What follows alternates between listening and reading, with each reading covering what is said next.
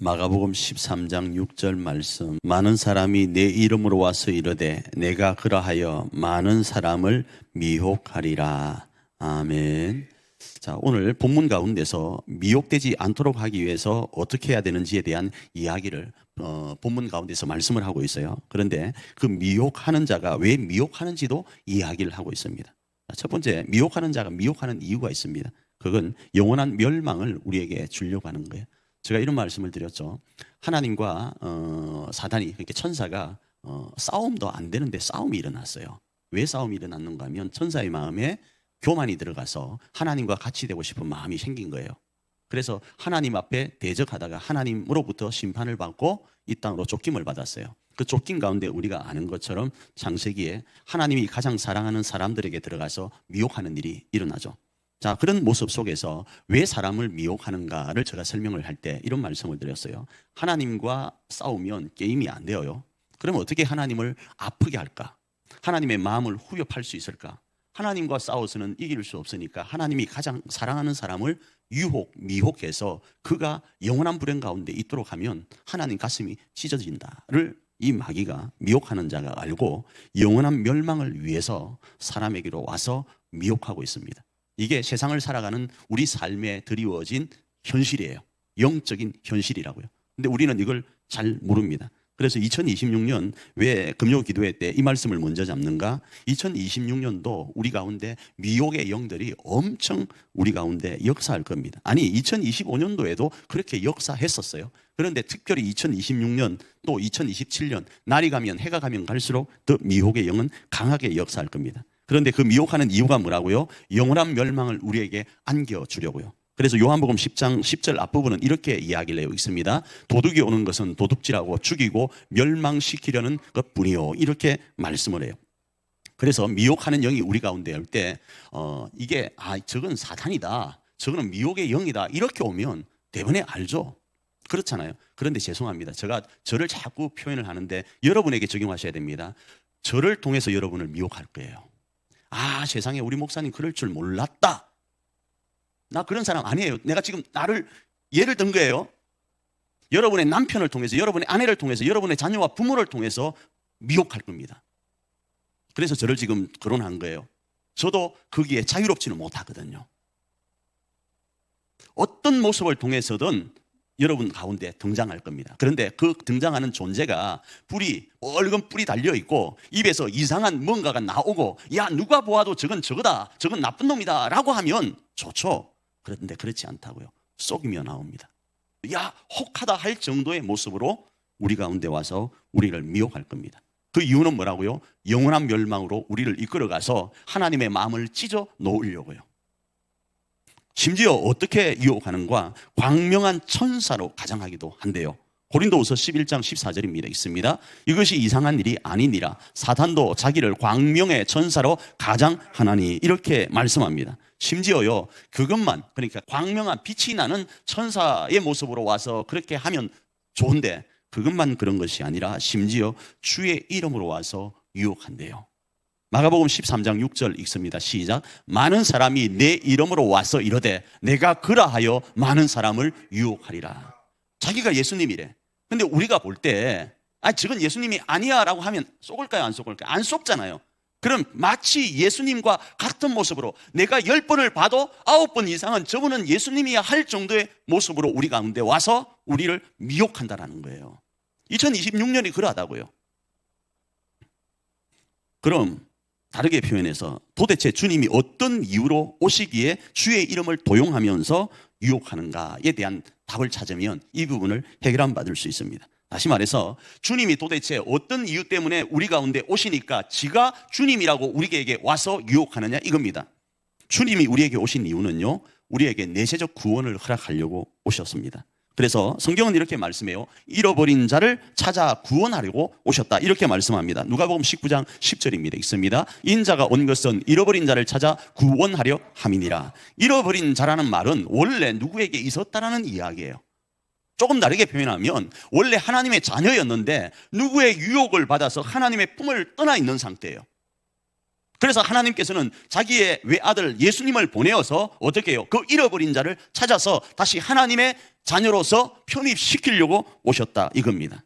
그래서 구원이라고 했을 때 그 구원은 하나님의 자녀로의 회복을 이야기한다 이렇게 이해할 수 있고, 조금 다르게는 저 사람이 살아있음에도 불구하고 산 삶을 살지 않는 모습 가운데 있어서 다시 생명을 주고 그 생명을 풍성케 하기 위해서 오셨다 이렇게 이해할 수 있어요.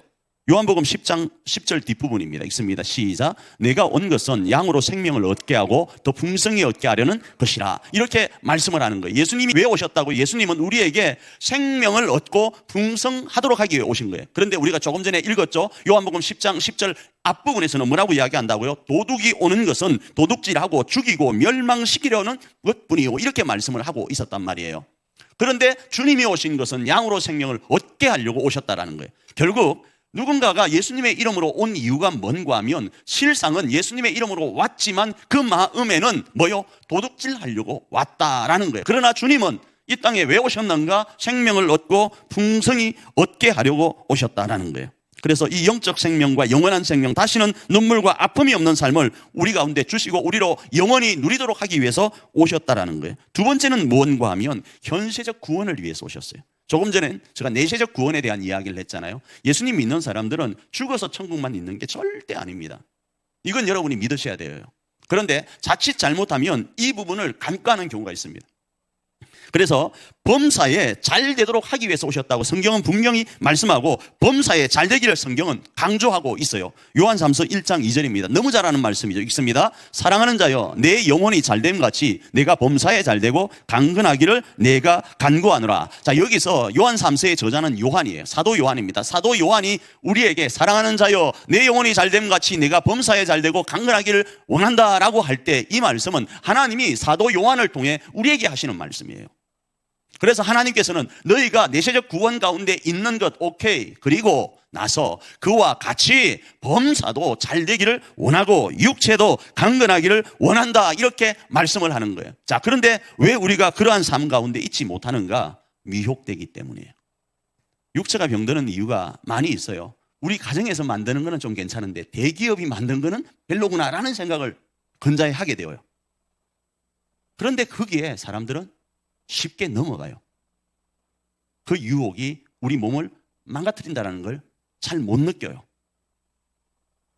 이러저러한 모습 속에서 우리를 유혹해서 우리로 잡아뜨리고 풍성한 삶을 살지 못하고 건강한 삶을 살지 못하도록 하는 그 이유들이, 그 유혹들이 있어서 우리의 몸이 힘들어지고 우리 삶이 어려워지지, 하나님은 우리 가운데 우리의 영혼이 잘됨 같이 범사가 강건하기를 원하신다고요.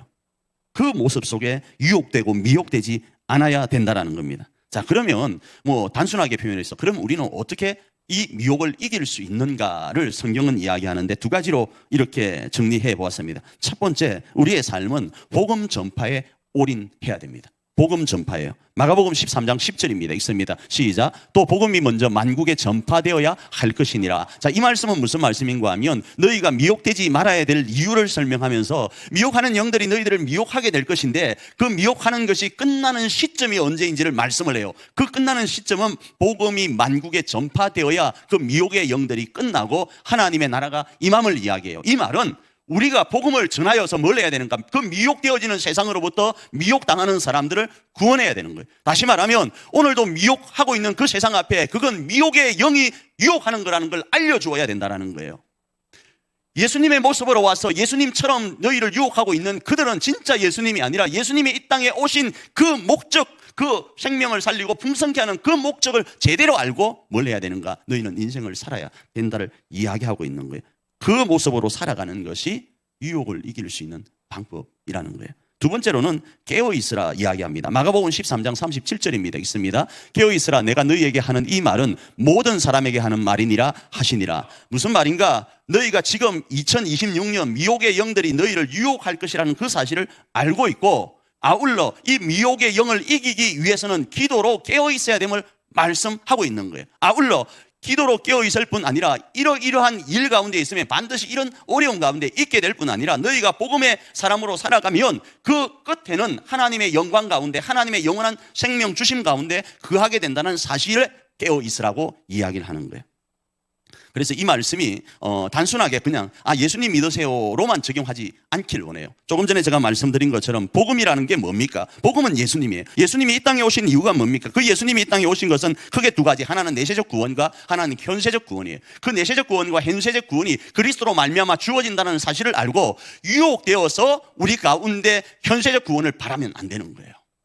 유혹되어서 내세적 구원을 바라면 안 된다 이겁니다. 하나님이 정하신 현세적 구원과 하나님이 허락하시는 내세적 구원 가운데 우리가 있어야 돼요. 똑같은 거라고 현세적 구원 가운데 우리가 들어가면 안 돼요. 똑같이 돈이 생기는 일이라도 하나님이 원하시는 방식 안에서의 돈이 우리 가운데 있어야 되고, 그것이 아닌 다른 방식으로 주어지는 유혹 속에 그 돈이 나를 죽인다는 사실을 알아야 돼요.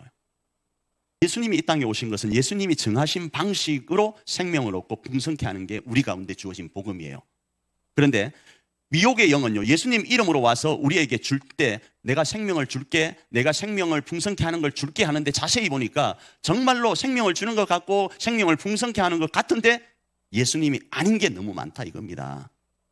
건강을 주는데 건강을 제대로 하나님 안에서 누릴 수 있는 방식이 아닌 이상한 것들이 많다 이겁니다. 인기로 치면 저렇게 하면 순식간에는 인기를 얻을 것 같은데 그 인기와 영합되어서 따라오는 이상한 것들요, 영혼을 팔아서 인기를 얻게 되는 일들, 그 일에는 우리는 빠져들어서는 안 된다라는 거예요. 그게 오늘 미혹되지 않도록 깨어있는 모습, 깨어서 기도하는 모습입니다. 우리 교회도 마찬가지고 저도 지금 여기에 엄청나게 예민한 가운데 있습니다. 교회 가운데 유혹하는 일들이 너무 많아요. 교회가 이렇게 되기 위해서는 이렇게 하면 돼요 라는 게 많아요. 한 가지 예를 들까요? 2사람 이상이 모인 곳에는 정치라는 게 일어날 수밖에 없습니다.